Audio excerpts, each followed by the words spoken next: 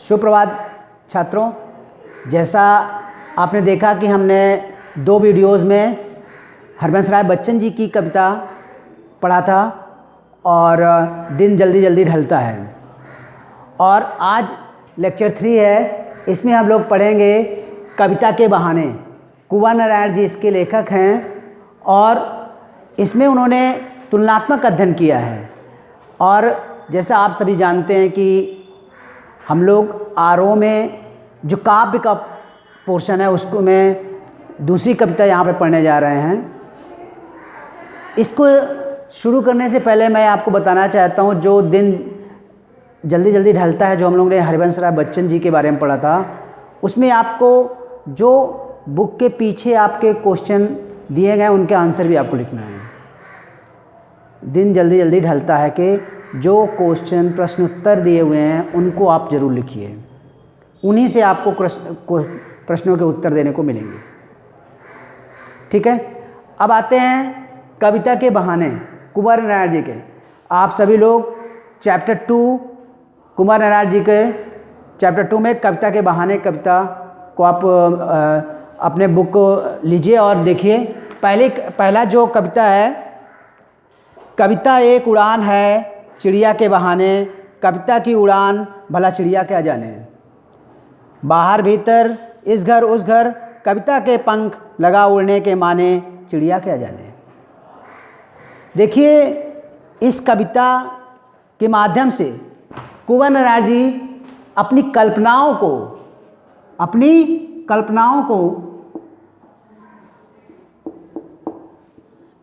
को साकार कर रहे हैं और बताना चाहते हैं कि कविता लिखने का कोई समय नहीं होता है। और बताना चाहते हैं, यहाँ पर उन्होंने तुलनात्मक अध्ययन किया है और तुलनात्मक अध्ययन में उन्होंने चिड़िया के माध्यम से चिड़िया की ज़िंदगी और साथ साथ कविता लिखने का जो समय होता है उसको उन्होंने तुलनात्मक अध्ययन किया। यहाँ पर आप जैसे इसमें दिया है, आपने देखा होगा, कविता के बहाने में कविता एक उड़ान है, कविता एक उड़ान है चिड़िया के बहाने, कविता के उड़ान भला चिड़िया क्या जाने। देखिए, जैसे हम सभी जानते हैं कि जो चिड़िया होती है वो आसमान में बहुत ऊंचा उड़ती है, लेकिन उसकी एक सीमा होती है। मतलब कितना ऊंचा उड़ सकती है उसकी एक सीमा होती है। लेकिन कविता लिखने की जो भाव होते हैं लेखक के, वो भाव कहाँ तक जा सकते हैं वो असीमित है, उसको कोई सीमा नहीं है। उनके भावों को कहीं तक भी वो अपनी कल्पनाओं को ले जा सकता है। वही है, कविता एक उड़ान है चिड़िया के बहाने। जैसे चिड़िया उड़ती है उसी तरह कविता भी की अपने कल्पनाओं में, कभी अपने कविताओं में कुछ भी कल्पना कर करके लिखता है, वो उसके भाव होते हैं। कविता की उड़ान भला चिड़िया क्या जाने। कविता कहाँ तक पहुँच सकती है चिड़िया नहीं बता सकती। क्यों? चिड़िया उड़ती है लेकिन एक उसकी वो सीमा होती है। बाहर भीतर चिड़िया इस घर उस घर, बाहर आसमान में, पेड़ों में, पौधों में, हर जगह उड़ती रहती है, लेकिन एक उसकी सीमा होती है, वो कहाँ तक उड़ेगी। कविता के पंख लगा उड़ने के माने, चिड़िया क्या जाने। कविता के भाव, कविता की कल्पनाएं चिड़िया नहीं जान सकती। क्यों? क्योंकि कविता में हम कभी कभी आपने देखा होगा, कुछ कविताओं में कवि स्वर्ग की भी कल्पना करता है और प्राकृतिक छटाओं की कल्पना करता है। चिड़िया इस बात को नहीं पहचान सकती, इस बात को नहीं जान सकती है। कवि यहाँ पर एक तुलनात्मक अध्ययन कर रहा है, चिड़िया और कविता, चिड़िया और कविता। कविता के बहाने से कवि ये बताना चाहता है कि चिड़िया जिस तरह से आसमान में उड़ सकती है, इस तरह कविता की कल्पनाएं, कवि की जो भाव होते हैं वो व्यक्त करी जाती हैं कविता के माध्यम से। इस पद में इतना ही। और यहाँ पर कवि की जो भाषा है सहज है, सरल है और भावपूर्ण है। और यहाँ पे उन्होंने एक तुलनात्मक अध्ययन करने की कोशिश करी है। इसी के दूसरे पद में देखिए, कविता एक खिलना है फूलों के बहाने, कविता का खिलना भला फूल क्या जाने। बाहर भीतर इस घर उस घर, बिना मुरझाए महकने के माने, फूल क्या जाने। देखिए, यहाँ पर दूसरे पद में कवि कविता को फूल से तुलना कर रहा है। किससे तुलना कर रहा है? फूल से तुलना कर रहा है। पहले वाले पद में कविता की तुलना किससे की? चिड़िया से। अब दूसरे वाले पद में किससे कह रहा है? फूल से उसको तुलना कर रहा है। कविता एक लिखना है फूलों के बहाने, कविता का खिलना भला फूल क्या जाने। आप सभी जानते हैं सौंदर्य की प्रतिमूर्ति के रूप में फूल पुष्प को रखा जाता है। जिस तरह फूल सुंदर होता है उसी तरह कविता का लेखन, कवि का जो कल्पनाएं होती वो भी बहुत ही सुंदर होती हैं।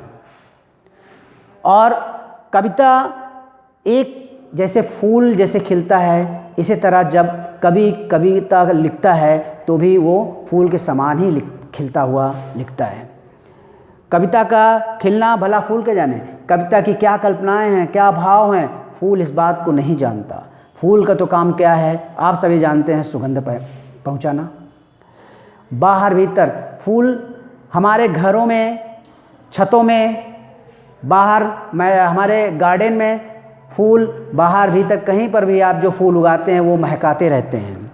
इस घर उस घर, हमारे घर में, आपके घर में, लगभग सभी घर में कुछ ना कुछ फूल आप देखते हैं, पौधे होते हैं।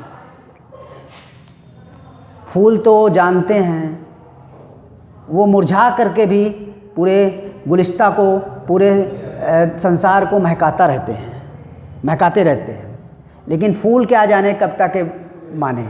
कविताओं की कल्पनाओं के बारे में फूल नहीं बता सकता। जिस तरह आप जानते हैं पुष्प कोमल होता है, उसी तरह कविताओं की भावनाएं भी कोमल होती है। कवि की जो भावनाएं होती हैं कविता के रूप में कोमल भावनाएं, उसकी स्वच्छ भावनाएं और उसकी सुंदर भावनाएं होती हैं। वो इसमें कवि ने कई जगह पर आपने देखा, जैसे कवि बताना चाहता है कि एक संपूर्ण कविता में उन्होंने एक तुकबंदी भी बनाने की कोशिश करी है। कुमार नारायण जी फूल के माध्यम से कविता के महत्व को बताने की कोशिश कर रहे हैं, कविता के महत्व को बताने की कोशिश कर रहे हैं। आगे इसी में है, कविता एक खेल है बच्चों के बहाने, बाहर भीतर, यह घर वह घर, सब घर एक कर देने के माने बच्चा ही जाने। आप जानते हैं कविता को यहाँ पर कवि अब बच्चों से उसकी कल्पना कर रहे हैं। किससे कर रहे हैं? बच्चों से उसकी तुलना कर रहे हैं। जिस तरह बच्चे पूरी दिन में खेलते रहते हैं, कभी कहता है बच्चों का खेल है ये कविता। जिस तरह बच्चे खेलते रहते हैं, आनंद लेते रहते हैं, उसी तरह ये कविता भी है। आनंद कविता में भी आता है। उसी तरह कहते हैं बच्चों के माध्यम से कवि बताना चाहता है कि कविता जो है वो भी बच्चों की खेल के समान है। कवि कहता है बच्चों की कोई सीमा नहीं है, वो किसी घर में जाते हैं तो अपना ही समझ लेते हैं। इस घर उस घर, अपने घर, बाहर भीतर, हर जगह बच्चे खेलते रहते हैं। उनको ये नहीं पता चलता है कि मेरा घर नहीं, यहाँ मत खेलो भाई। वो हर जगह खेल सकते हैं। इसी तरह कविता को भी कहीं पर भी लिखा जा सकता है। वो कल्पनाएं कहीं भी आ सकती हैं, वो भावनाएं कहीं भी आ सकती हैं। कहने का मतलब जिस तरह बच्चे सभी के घर को एक कर देते हैं, उसी तरह कविता भी सबको एक बना देती है। प्रेम भाव छलकता है। बच्चों के वात्सल्य में सभी लोग डूब जाते हैं, बच्चों के प्रेम में सभी लोग डूब जाते हैं। उसी तरह कविता के वात्सल्य में भी सभी लोग डूब जाते हैं, कविता के रस में सभी लोग डूब जाते हैं। कवि बताना चाहता है कि आप जैसे बच्चों की खेलने की कोई सीमा नहीं होती है, उसी तरह कविता की कल्पनाओं की भी कोई सीमा नहीं है। जैसे बच्चे दुखी नहीं होते हैं, कभी हमेशा सुख का अनुभव करते हैं, यहाँ तक कि कष्ट होता है लेकिन वो खेलना नहीं छोड़ते, हंसना नहीं छोड़ते। उस तरह कविता भी हमें दुख में सुख का अनुभव कराती है। इसी तरह आपने देखा होगा कि यहाँ पर कविता का एक विस्तृत रूप बताने की कोशिश करी है कवि ने बच्चों के माध्यम से। आपने देखा कवि ने इस पूरे कविता के बहाने कवि बताना चाहता है, चिड़िया, फूल और बच्चों के माध्यम से कवि बताना चाहता है कि ये एक तुलनात्मक अध्ययन है जिसको कविता की कल्पनाओं में उतारना चाहता है। और इस तरह कवि ने यहाँ अनुप्रास अलंकार सहज और सुंदर भाषा का उपयोग किया है, सरल भाषा का उपयोग किया है और तुलनात्मक अध्ययन इन्होंने यहाँ पर चिड़िया, फूल और बच्चों के माध्यम से कविता का किया है। इस कविता में इतना ही। और इसके बाद जो इससे संबंधित आपके क्वेश्चंस हैं और प्रश्नोत्तर हैं, उनको आपको लिखना है। जैसे यहाँ पे दिया है, कविता के बहाने बताएं कि सब घर एक कर देने का माने क्या है। इसका मतलब यही है, कविता के बहाने से कवि कहता है कि बच्चे जैसे किसी से दुश्मनी नहीं होती, सबसे प्रेम व्यवहार का, प्रेम का एक सागर होते हैं। कविता भी एक प्रेम का सागर है। अगला क्वेश्चन है, उड़ने और लिखने खिलने का क्या संबंध होता है। उड़ने की कोई सीमा नहीं होती है, खिलने की भी कोई सीमा नहीं होती है। तो इस तरह कवि की कल्पनाओं की कोई सीमा नहीं होती है। कवि यही लिखना चाहता है। कविता और बच्चे को समानांतर रखने के क्या कारण होते हैं। कविता के संदर्भ बिना मुरझाए महकने क्या माने होते हैं। इन सब का आपको यहाँ पर ये चार क्वेश्चंस हैं, उनके आंसर आप ज़रूर लिखिए। क्वेश्चन का आंसर ही आपको परीक्षा में पूछा जाता है। इस तरह ये दूसरा चैप्टर भी ख़त्म हुआ।